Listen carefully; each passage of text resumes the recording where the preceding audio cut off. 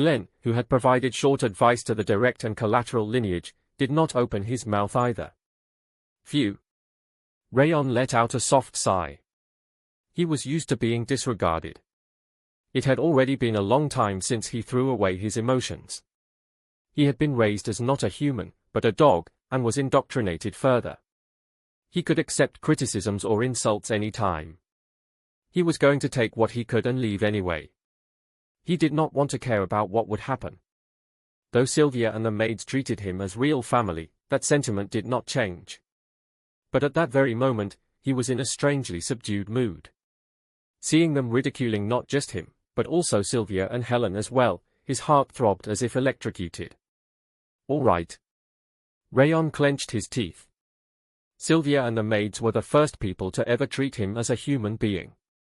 He pledged to show the direct and collateral lines that sneered at him that bestowed talent was insignificant. I participate in the judgment ceremony all the time, but this is my first time seeing that kind of level. Is he really a Zeekhart? So, the talent that Sylvia had has gone to waste. There's nothing in him other than the fact that he is blonde with red eyes, like the head of house. He remembered each and every one of their faces, those that babbled on unthinkingly. Stop.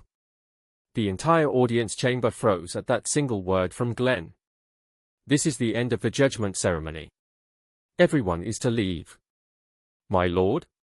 Do I have to repeat myself? All of you are dismissed. When Karun Zeekhart, Glenn's second son, stood up, the others furtively glanced around before leaving the audience chamber. All while quietly mumbling a curse at Rayon and Sylvia, of course. Less than 5 minutes later, the only people remaining in the audience chamber were Glenn Zeekhart, who was the owner of the room, and his chief butler, Roan. It cannot be helped. Glenn calmly nodded as he stared at the sword of judgment set in the middle of the room. Lord Zeekhart. Just as Roan was about to approach him. Crackle. A light burst from the bottom of the sword of judgment, traveling beyond the sword edge to the end of the hilt.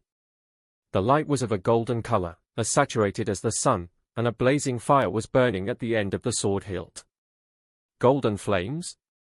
A storm raged in Glenn's eyes for the first time.